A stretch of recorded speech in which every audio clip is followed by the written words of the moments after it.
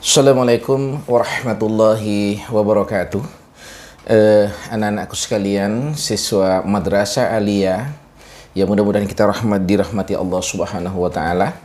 Pada video kali ini kita akan berbicara masalah akhlak dalam bergaul menurut tuntunan Al-Quran dan hadis Nabi Muhammad sallallahu alaihi wasallam. Tapi sebelumnya, Bapak ingin menyampaikan dulu bahwa ada 4 istilah yang sepintas sama dan banyak orang yang menganggapnya sama, tapi pada prinsipnya ini tidak sama. Pertama adalah moral, etika, budi pekerti, dan akhlak. 3 pertama yang disebut, moral, etika, dan budi pekerti, ini sumbernya adalah dari manusia, hati dan pikiran manusia. Sementara akhlak itu bersumber dari Allah Subhanahu wa taala, Al-Qur'an dan hadis Nabi Muhammad sallallahu alaihi wasallam.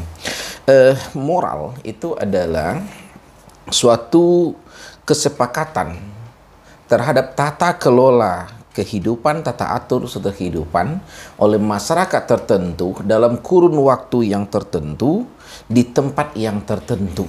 Jadi dibatasi oleh waktu yang tertentu, tempat yang tertentu, dan antara satu moral di satu tempat, moralitas di satu tempat dengan tempat yang lain itu bisa berbeda.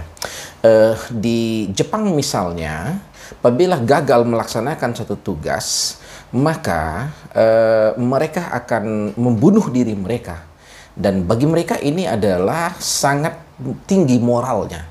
Lain halnya dengan kita, ini sangat-sangat tidak bermoral, justru membunuh diri sendiri. Kemudian etika itu artinya adalah kepantasan. Seorang beca, seorang tukang kayu beca, ya tidak pantas, dianggap tidak pantas untuk memakai baju safari, style baju safari, pakai dasi, ya itu tidak pantas. Nah, etika ini juga sangat berhubungan dengan pandangan satu masyarakat tertentu di wilayah tertentu dan kurun waktu yang tertentu. Demikian juga dengan budi pekerti. Budi pekerti adalah ukuran baik dan benar menurut hati dan pikiran manusia pada waktu tertentu dan pada tempat yang tertentu. Lain halnya dengan akhlak, maka akhlak itu berasal dari kata khuluq, yang salah satu maknanya adalah hubungan antara yang menciptakan, namanya khalik, dan yang diciptakan, yaitu makhluk. Hubungan antara si khalik dengan makhluk inilah yang dinamakan dengan akhlak. Nah, mengikuti aturan sang khalik, yaitu Allah, dalam hubungan dengan Allah, dengan Tuhan, dan hubungan dengan manusia, inilah yang dinamakan dengan akhlak. Dengan demikian, kelihatan bahwa etika, moral, budi pekerti itu adalah ukuran baik benar, pantas tidak pantas, wajar atau tidak wajar, tapi sumbernya adalah pemahaman dan pemikiran manusia. Sementara akhlak itu bersumber dari Allah Subhanahu wa taala. Itu makanya judul dari bab ini yang kalau kita lihat itu adalah etika pergaulan, ini tidak cocok atau kurang pantas karena yang dibahas adalah ayat-ayat Al-Qur'an. Maka yang paling tepat penggunaan kalimatnya adalah akhlak dalam pergaulan menurut Al-Quran dan Sunnah. Anak-anak sekalian, sebagai agama yang sangat sempurna, maka Al-Quran dan hadis juga menuntun kita, umatnya, untuk berperilaku, berakhlak yang baik dengan sesama. Di antara ayatnya yang bisa kita jumpai dalam Al-Quran, yaitu dalam surah Al-Mujadilah ayat 11. Ya ayyuhallazina amanu iza qila lakum tafassahu fil majalis famsahu yafsahillahu lakum. Hai orang-orang yang beriman, apabila dikatakan kepada kamu oleh yang punya wewenang untuk berlapang-lapang di satu majelis, maka berlapang-lapanglah kamu, niscaya Allah akan memberikan kelapangan kepadamu. Wa iza qila anshuzu fanshuzu. Apabila kamu disuruh untuk berdiri, maka berdirilah, ikuti aturan yang ada di majelis tertentu.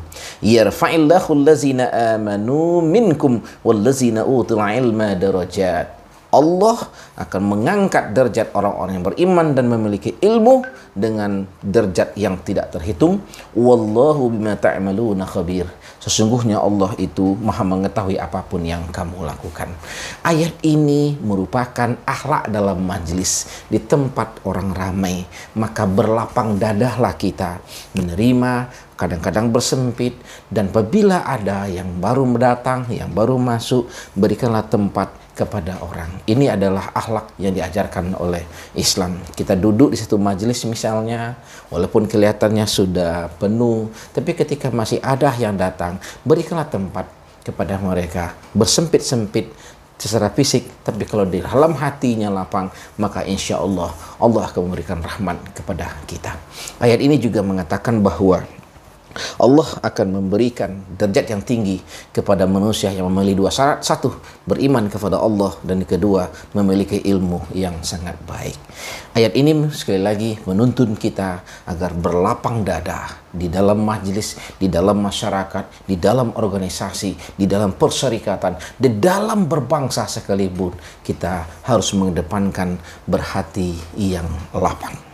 Kemudian, anak-anak sekalian, dalam surah Al-Imran ayat 113, Allah menyuruh kepada kita, memerintahkan kepada kita umat Islam, wa'tasimu bihablillahi jami'a, agar kita berpegang teguh secara kokoh bersatu di dalam tali Allah, yaitu Al-Quran dan agama Islam ini. Bersatu kita dalam Islam.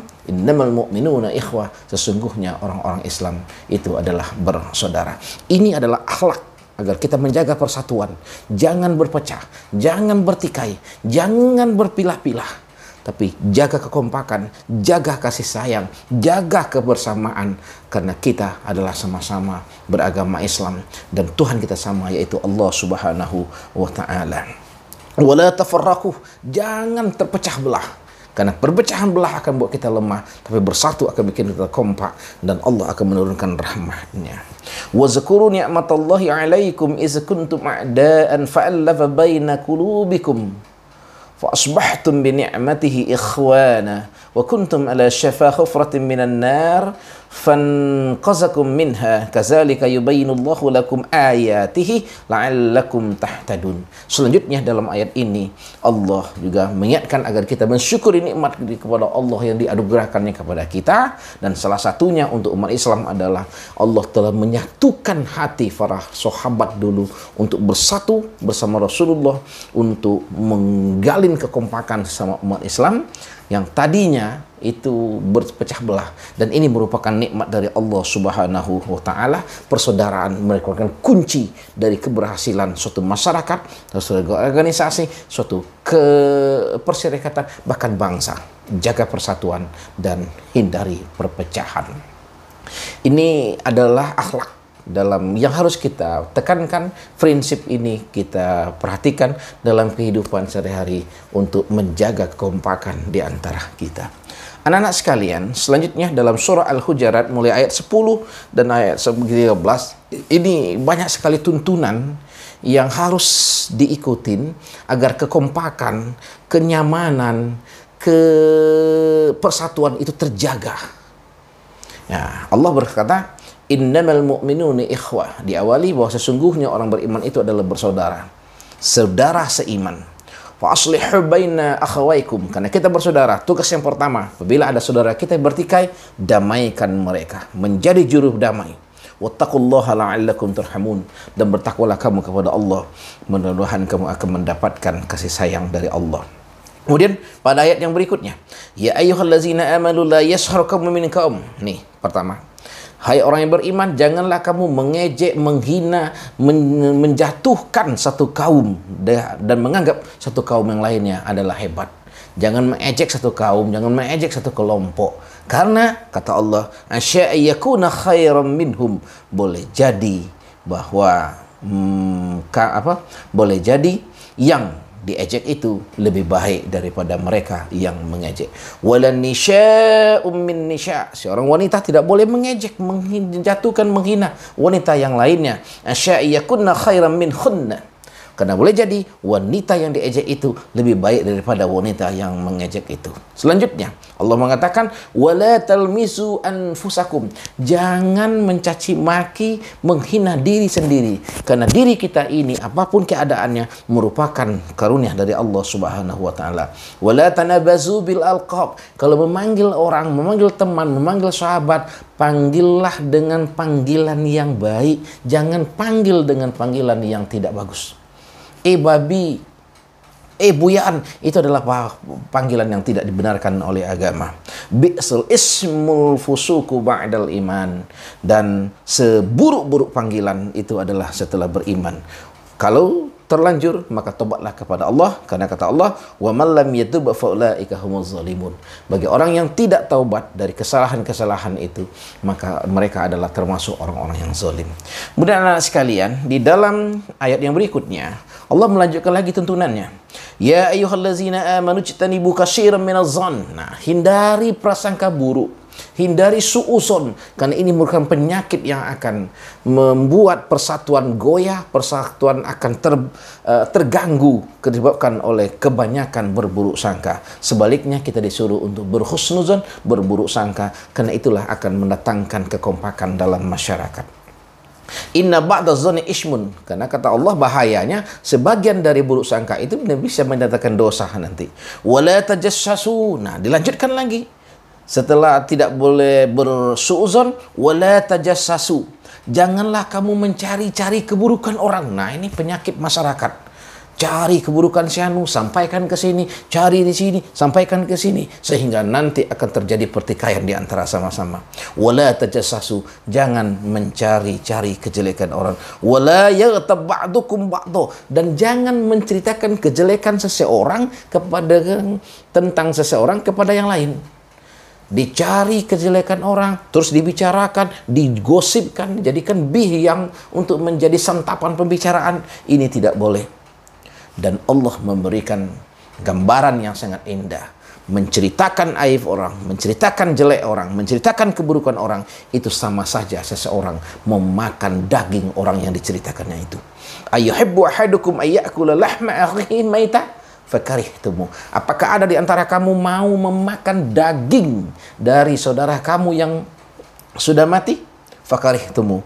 Kamu pasti membencinya. Wattaqullaha innallaha tawwabur rahim.